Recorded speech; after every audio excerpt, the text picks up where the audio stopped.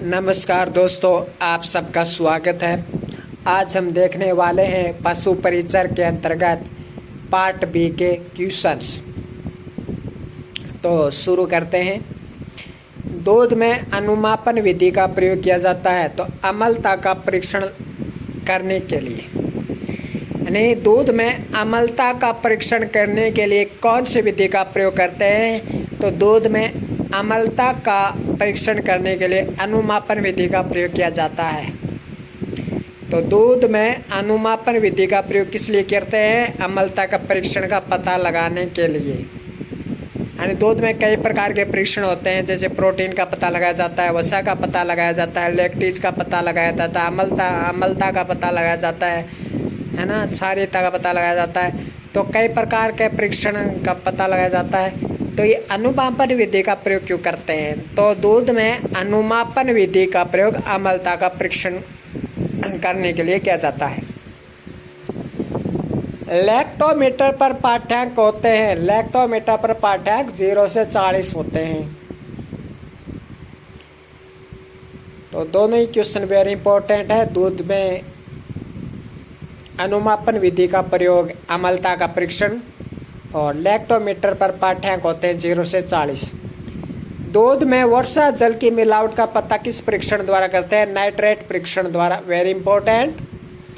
दूध में वर्षा का जल मिलाया हुआ है तो दूध में वर्षा जल मिलाया हुआ, इसका पता लगाते हैं नाइट्रेट परीक्षण द्वारा। दूध में शर्करा परीक्षण किया जाता है मोलेरोमीटर द्वारा। यह भी काफी इंपॉर्टेंट है। सर्वाधिक लैक्टोज की मात्रा पाई जाती है भैंस के दूध में। सर्वाधिक लैक्टोज की मात्रा भैंस के दूध में पाई जाती है। जबकि वसा एवं प्रोटीन की मात्रा पूछे तो वसा एवं प्रोटीन की मात्रा है वो भेड़ के दूध में पाई जाती है, जबकि लैक्टोज की मात्रा वो भैंस के दूध में पाई जाती है।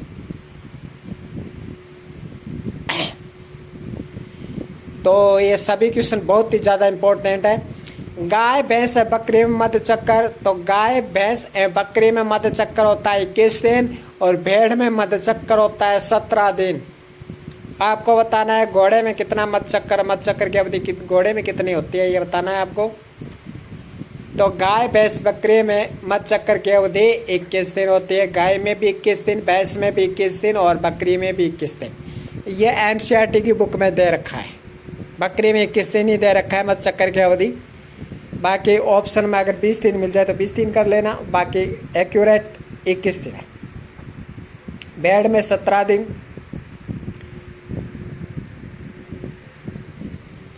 गाय में मध्यकाल होता है। तो देखिए गाय में मध्यकाल होता है 12 से 24 घंटा। गाय में मध्यकाल होता है 12 से 24 घंटा। भैंस में मध्यकाल होता है 24 से 36 घंटा। देखिए आसान रखना, इजी है। गाय के बाद क्या आती है? भैंस आती है। तो गाय में 12 से 24, 24 से फिर 36, है ना। आसान है ये, है ना। तो गाय में मध्यकाल 12 से 24 घंटा, भैंस में मध्यकाल 24 से 36 घंटा तक रहता है। बकरी में मध्यकाल 24 से 48 घंटा तक रहता है। बकरी में मध्यकाल 24 से 48 घंटा रहता है और भेड़ में मध्यकाल 24 से 36 घंटा रहता है। यानी सबसे ज़्यादा इसमें से मध्यकाल देखें तो किसका रह सकता है? बकरी का रह सकता है, क्योंकि 48 घंटा तक रह सकता है बकरी का मध्यकाल, है ना। तो पूछा जाए कि निम्न में से सबसे ज़्यादा मध्यकाल किसका रह सकता है, तो मध्यकाल सबसे ज़्यादा किसका हो सकता है? निम्न में से गाय भैंस बकरी भेड़, तो मध्यकाल सबसे ज़्यादा बकरी का हो सकता है ना। किसका करना? बकरी का हो सकता है। अगर पूछे जाए कि निम्न में से किसका मध्यकाल सबसे कम हो सकता है? गाय भैंस बकरी भेड़, तो सबसे कम गाय का हो सकता है मध्यकाल, सबसे कम 12 से 24 घंटा। और सबसे ज़्यादा पूछे तो बकरी का मध्यकाल होता है 24 से 48 घंटा तक। 48 तक दे रखा है तो 48 घंटा तक हो सकता है। तो इस तरह भी क्वेश्चन बन सकता है। अब देखिए गर्भकाल की बात करते हैं, वो तो था मध्यकाल। हमने मध्य चक्कर देखा, मध्यकाल देखा, अब हम गर्भकाल देख लेते हैं। तो गाय का गर्भकाल होता है 281 दिन, भैंस का गर्भकाल होता है 310 दिन, बकरी का गर्भकाल होता है 151 दिन, भेड़ का गर्भकाल होता है 147 दिन। आप देखो इन 4 का भी याद है ना, तो आप 5वां का भी आसानी से निकाल लेंगे, नहीं पता होगा तो। क्यों? क्योंकि वो इनमें से ऑप्शन उठा के दे देगा। तो गाय का गर्भकाल होता है 281 दिन, भैंस का गर्भकाल होता है 310 दिन, बकरी का गर्भकाल होता है 151 दिन और भेड़ का गर्भकाल होता है 147 दिन। यह आपके एनसीईआरटी की बुक में दे रखा है। प्रसार शिक्षा है टू वे चैनल। प्रसार शिक्षा का सिद्धांत है करके सीखना है, देखकर विश्वास करना। प्रसार शिक्षा का जनक है जेपी लेगन। प्रसार शिक्षण के कुल कितने चरण है? 6 चरण, और इन्हीं में से कोई क्वेश्चन आपको दे दिया जाएगा। 5वां प्रकार का क्वेश्चन यह बन सकता है, निम्न में से कौन सा सर्वे साधन है, दृश्य साधन है या सर्वे दृश्य साधन है? तो इन 5 में से कोई एक क्वेश्चन ऐसे उठा के दे देगा। और चारों ही बहुत इंपॉर्टेंट है। तो प्रसार शिक्षण के कुल कितने चरण है? 6 चरण। प्रसार शिक्षा का पिता कहलाता है जेपी लेगन। प्रसार शिक्षा का सिद्धांत करके सीखना है, देखकर विश्वास करना। और प्रसार शिक्षा टू वे चैनल। पशुपालन विभाग का विभागाध्यक्ष कौन होता है? तो पशुपालन विभाग का विभागाध्यक्ष निर्देशक होता है,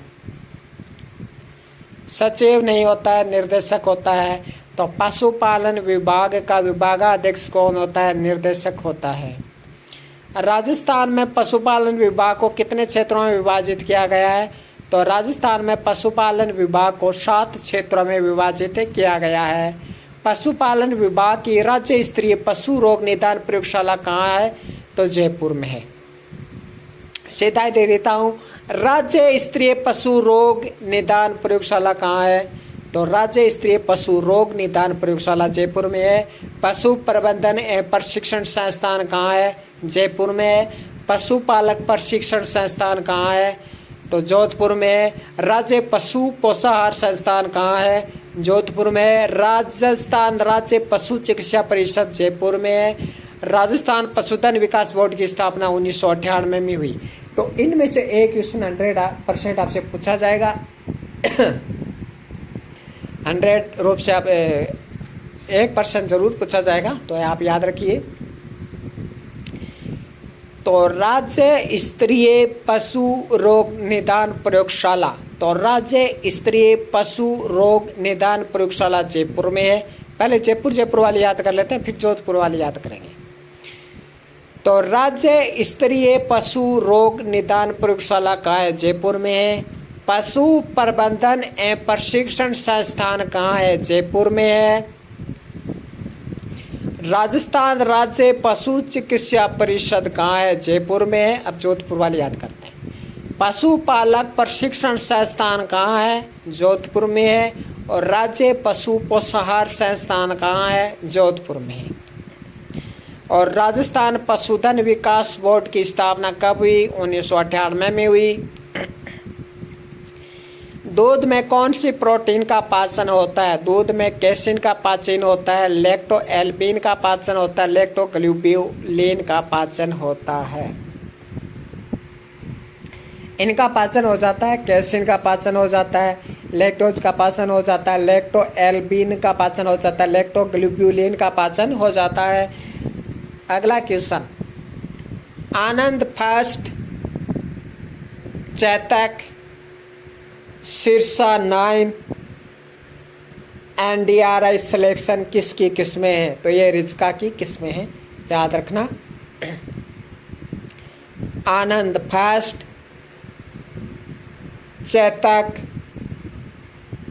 सिरसा 9, NDRI सिलेक्शन किसके किस्में? रिज्का की किस्में हैं। गाय में AI कब करवानी चाहिए? तो गाय में AI कब करवानी चाहिए? कृत्रिम गर्भाधान कब कराना चाहिए? मिड हिट में करवाना चाहिए और मिड सर्विक्स में करवाना चाहिए। यानी मिड हिट में यानी मध्य गर्मी में और मिड सर्विक्स में करवाना चाहिए। कंटेजियस बीमारी के उदाहरण है, तो कंटेजियस बीमारी कौन कौन सी होती है? कंटेजियस बीमारी होती है रेबीज, पशु प्लेग और बोटुलिज्म। ये 3 याद रखने हैं आपको। बस पूछा जाएगा कि कंटेजियस बीमारी का निम्न में से कौन सा उदाहरण नहीं है? तो ये 3 याद रखने हैं। रेबीज है कंटेजियस बीमारी का उदाहरण, पशु प्लेग है और बोटुलिज्म है। गाय में अत्यधिक जबर एक खूनी दस्त रोग तो किसका लक्षण है? ये रिंटरपेस्ट का लक्षण है। गाय में अत्यधिक जबर खूनी दस्त रोग यह रिंडरपेस्ट का लक्षण है। किस रोग में मुर्गियों में मल के साथ रखता था कोक्सीडियोसिस। ऑप्शन ब दे रखा रानीखेत। तो देखिए मल के साथ रखता था मुर्गियों में कोक्सीडियोसिस में। भेड़ बकरी में बोलने की क्रिया ब्लीटिंग कहलाती है। भेड़ के बोलने की क्रिया, बकरी के बोलने की क्रिया ब्लीटिंग कहलाती है। तो भेड़ बकरी के बोलने की क्रिया ब्लीटिंग कहलाती है। भेड़ बकरी में बोलने की क्रिया ब्लीटिंग कहलाती है। भेड़ बोले तो भी ब्लीटिंग, बकरी बोले तो भी ब्लीटिंग। तो देखिए ऊपर देखते हैं, आनंद फर्स्ट किसकी है? रिजका, चेतक रिजका, शीर्षा नाइन रिजका, एनडीआरआई सिलेक्शन रिजका। ये रिजका की किस्में हैं। गाय में एआई कब करवानी चाहिए? मिड हिट में, मिड सर्विक्स में। कंटेजियस बीमारी के उदाहरण है रेबीज, पशु प्लेग, बोटुलिज्म। गाय में अत्यधिक जबर एखोनी दस्त रोग होते हैं रिंडरपेस्ट रोग में। किस रोग में मुर्गियों में मल के साथ रक्त आता है? कोक्सीडियोसिस रोग में। भेड़ बकरी में बोलने की क्रिया क्या कहलाती है? ब्लीटिंग। बधियाकरण के लिए उपयुक्त मौसम कौन सा है? सर्दी। बधियाकरण करने की वजह से सांड में कौन सी बीमारी होने की संभावना बढ़ जाती है? यूरोलिथियोसिस। बधियाकरण करने की वजह से सांड में कौन सी बीमारी होने की संभावना बढ़ जाती है? यूरोलिथियोसिस। वेरी इंपॉर्टेंट, एग्जाम में आया क्वेश्चन है। पशुपालन विभाग की राज्य स्तरीय पशु रोग निदान प्रयोगशाला कहाँ है? तो राज्य स्तरीय पशु रोग निदानशाला प्रयोगशाला जयपुर में है। पशु प्रबंधन एवं प्रशिक्षण संस्थान कहाँ है? जयपुर में है।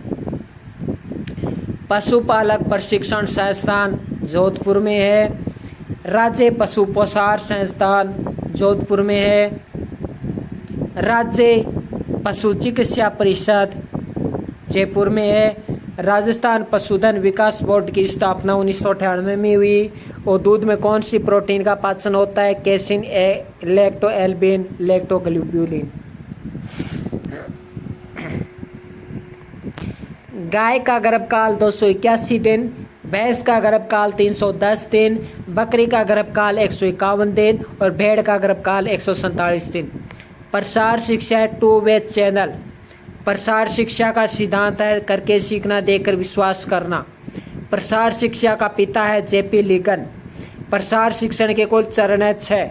पशुपालन विभाग का विभागाध्यक्ष होता है, निर्देशक होता है, सचिव नहीं होता है, याद रखिएगा हमेशा। तो पशुपालन विभाग का विभागाध्यक्ष कौन होता है? निर्देशक होता है। राजस्थान में पशुपालन विभाग को कितने क्षेत्रों में बांटा गया है? 7 क्षेत्रों में बांटा गया है पशुपालन विभाग को। दूध में अनुमापन विधि का प्रयोग करते हैं अम्लता का परीक्षण का पता लगाने के लिए। लैक्टोमीटर पर पाठ्यांक होते हैं 0 से 40। दूध में वर्षा जल की मिलावट का पता करते हैं नाइट्रेट परीक्षण द्वारा। दूध में शर्करा का परीक्षण किया जाता है, यानी दूध में शर्करा मिलाई हुई है, इसका परीक्षण किया जाता है मेलोरोमीटर द्वारा। सर्वाधिक लैक्टोज की मात्रा होती है भैंस में, जबकि वसा और प्रोटीन की मात्रा होती है भेड़ के दूध में। गाय भैंस बकरी में मत चक्कर की अवधि होती है 21 दिन, जबकि भेड़ में होती है 17 दिन। ये एनसीईआरटी बुक में दिया हुआ है, ये इतना डिटेल मध्यकाल भी और गर्भकाल भी। गाय में मध्यकाल 12 से 24 घंटा, भैंस में मध्यकाल 24 से 36 घंटा, ये तो आसान है रखना। और बकरी में 24 से 48 घंटा और भेड़ में 24 से 36 घंटा मध्यकाल होता है।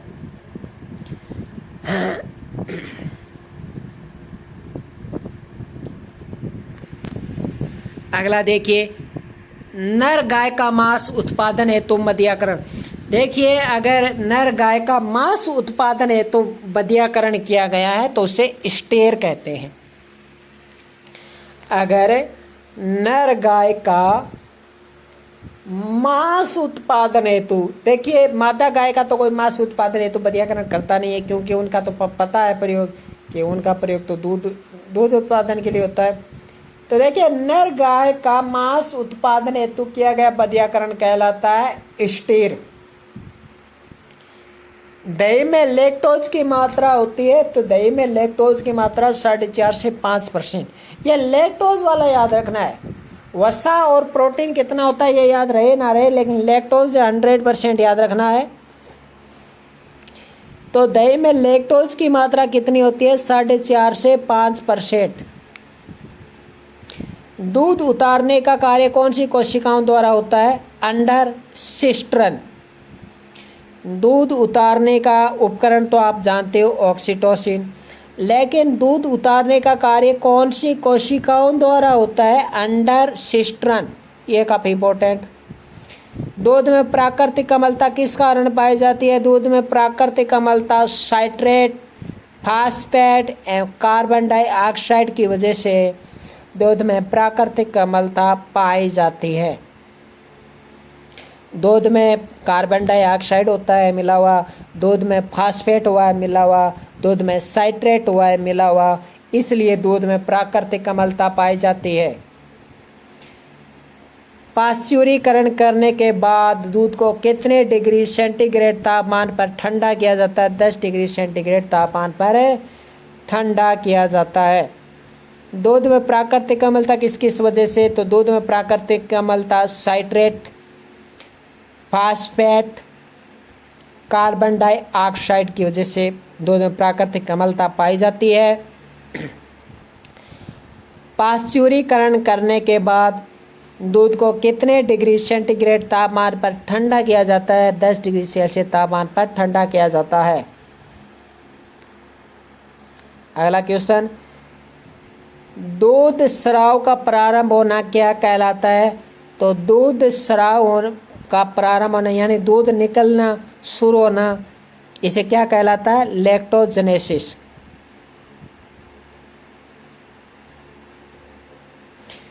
निर्जमीकृत से संबंधित सही विकल्प है।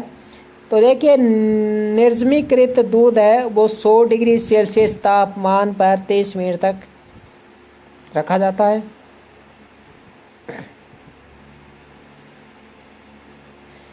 किस क्रिया के बाद दूध से दही नहीं जमता है? तो निर्जमीकृत यानी स्टरलाइजेशन। क्यों नहीं जमता है? अरे भाई 100 डिग्री सेल्सियस तापमान पर आपने 30 मिनट तक रख दिया है, अब बताइए इसे दूध से दही कैसे जमेगा? नहीं जमेगा।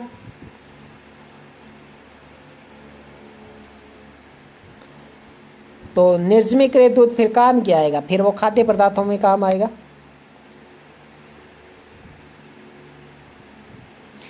जैसे कि उससे केक बना लेंगे। तो किस क्रिया के बाद दूध से दही नहीं जमता? निजमीकृत। और निजमीकृत को इंग्लिश में कहते हैं स्टारलाइजेशन। गाय में राजस्थान का कौन सा स्थान है? छठा। राजस्थान में गायों की संख्या कितनी है? 13.9 मिलियन। 20वीं जनगणना के अनुसार है ये। 21वीं तो शुरू हो चुकी है, चालू हो रही है, और जब तक ख़त्म होगी तब तक पेपर ही बन जाएगा। तो मुझे जहाँ तक लगता है 20वीं जनगणना ही पूछेंगे। प्रसार शिक्षा के जनक कौन है? JP ligand.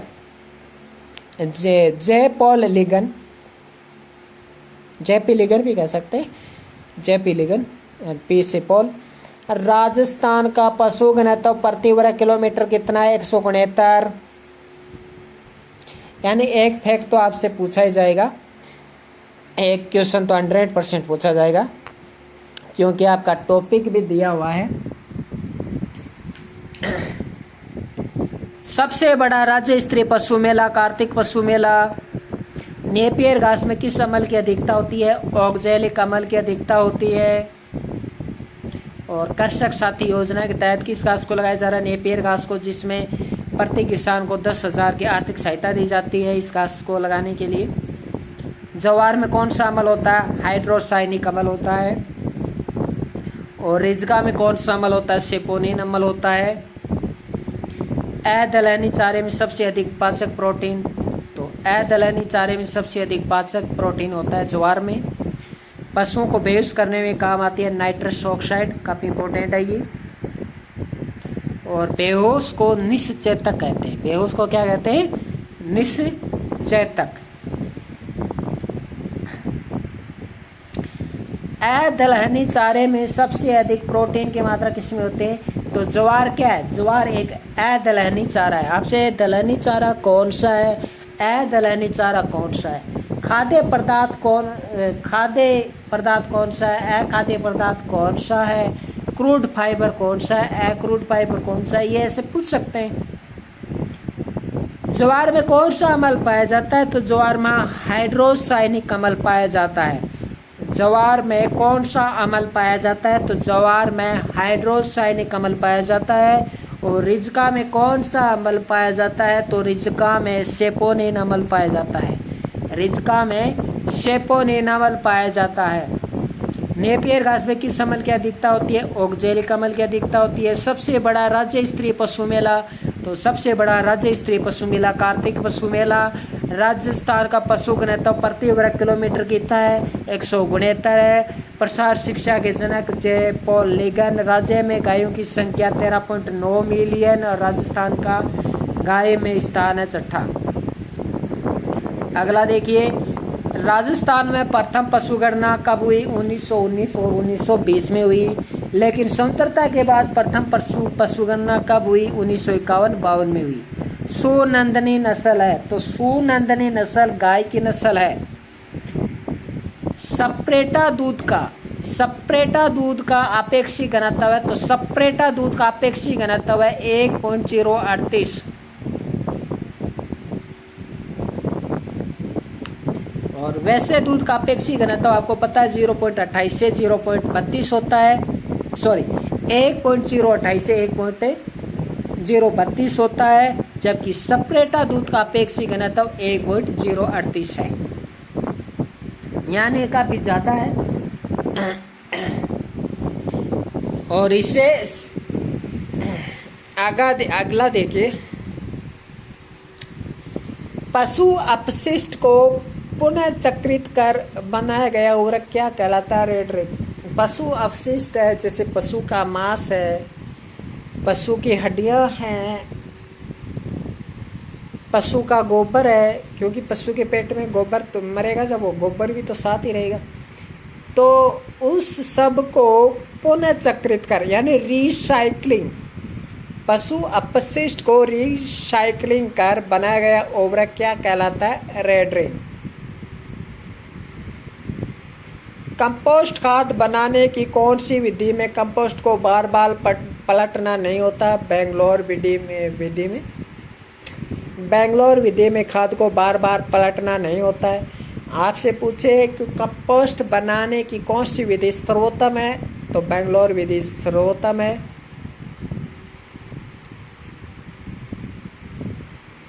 भेड़ों में प्रजनन अक्षमता बढ़ाने के लिए गर्भकाल के 3 से 4 सप्ताह पूर्व एक विशेष प्रकार का राशन देते हैं, उसे क्या कहते हैं, स्टेमिंग अप। भेड़ों में प्रजनन अक्षमता बढ़ाने के लिए गर्भकाल के 3 से 4 सप्ताह पूर्व एक विशेष प्रकार का राशन देते हैं, जिसे स्टेमिंग अप कहते हैं। देवगढ़ी बकरी का उपनाम क्या है, मजीठी। देवगढ़ी बकरी है, उसी का नाम उपनाम मजीठी है। पूछा जा सकता है मजीठी किसकी नस्ल है, बकरी की। देवगढ़ी किसकी नस्ल है, बकरी की। और सोनंदनी किसकी नस्ल है, गाय की। ये कुछ अलग नस्लें हैं जो आपको याद रखनी है, क्योंकि अलग नस्लें ही एग्जाम में देखने को मिलती हैं। अगला क्वेश्चन, बकरी की किस नस्ल को जर्सी गाय के नाम से जाना जाता है, तो अंगोला न्यूबियन बकरी को जर्सी गाय के नाम से जाना जाता है। मिनिएचर गाय के नाम से गाय वैचूर। कहने का मतलब है मिनिएचर गाय का मतलब है सबसे छोटी गाय कौन सी है, वैचूर। डेजर्ट ब्रीड स्टॉक के नाम से जानी जाने वाली नस्ल है हरियाणवी। Desert breed stock. अब हरियाणवी के साथ थार पारकर भी आएगा और आप थार पारकर लगा के आ जाएंगे और आपका गलत हो जाएगा। तो डेजर्ट ब्रीड स्टॉक के नाम से जाने जाने वाली नस्ल है हरियाणवी गाय की बात हो रही है ये। क्वेश्चन ऐसे भी पूछ सकता है, डेजर्ट ब्रीड स्टॉक के नाम से कौन सी नस्ल जानी जाती है? गाय, भैंस, भेड़, बकरी। तो कौन सी? तो नहीं, गाय, भैंस, बकरी, ऊंट, ऐसे देगा। तो डेजर्ट ब्रीड स्टॉक के नाम से हरियाणवी गाय जानी जाती है। अब देखिए, दुल की चाल के लिए प्रसिद्ध गाय है नागौरी और स्वाई चाल के लिए प्रसिद्ध गाय है कांकरेज। बछड़ों में डे हार्निंग की उम्र होती है 3 से 10 दिन। ये AAO के एग्जाम में आया था 2022 में। AAO का एग्जाम हुआ था, उसमें ये ऑप्शन था 3 से 10 दिन। तो एग्जाम में आया हुआ क्वेश्चन है भाई। तो बछड़ों में डे हार्निंग की उम्र है 3 से 10 दिन। दुल की चाल के लिए प्रसिद्ध गाय है नागौरी। दुल की चाल के लिए प्रसिद्ध गाय है नागौरी और स्वाई चाल के लिए प्रसिद्ध गाय है कांकरेज।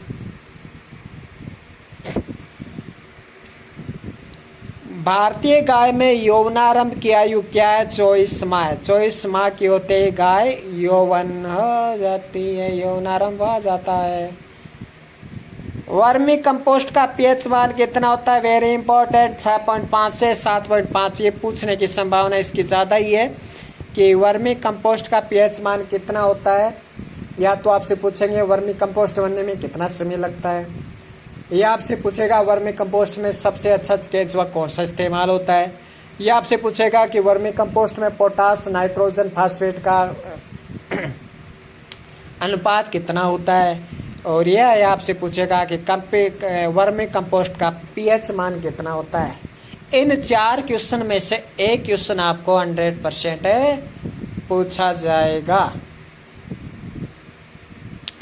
तो वर्मी कंपोस्ट का पीएच मान कितना होता है? 6.5 से 7.5। 2022-23 के अनुसार राजस्थान का मांस उत्पादन में कौन सा स्थान है? 12वां। और अंडे उत्पादन में कौन सा स्थान है? 13वां।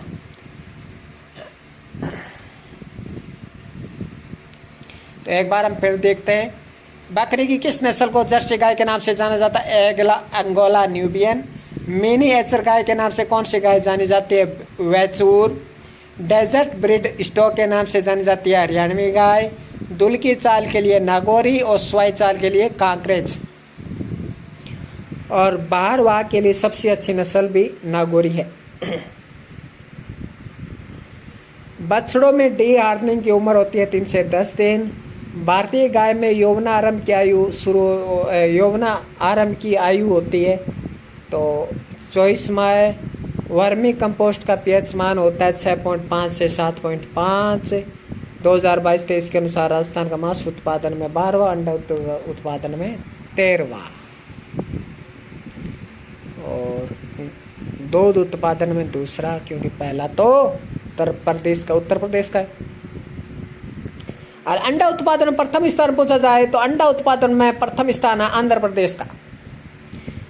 राजस्थान में प्रथम पशुगणना कब हुई? राजस्थान में प्रथम पशुगणना हुई 1919-1920 में। स्वतंत्रता के बाद प्रथम पशुगणना कब हुई? 1951-52 में। सोनंदनी नस्ल किसकी है? सोनंदनी नस्ल गाय की है। सप्रेटा दूध का अपेक्षित घनत्व 1.028, जबकि दूध का सामान्य दूध का अपेक्षित घनत्व 1.028 से 1.032 तक। पशु अपशिष्ट को पुनः चक्रित कर यानी रिसाइकलिंग कर बनाया गया उर्वरक क्या कहलाता है? रेडरिंग। कंपोस्ट बनाने की कौन सी विधि में कंपोस्ट को बार बार पलटना नहीं होता? बेंगलोर विधि। भेड़ों में प्रजनन अक्षमता बढ़ाने के लिए कौन सा गर्भकाल के दौरान कौन सा राशन देते हैं? Steaming up. देवगढ़ी बकरी का अन्य नाम मजीठी है।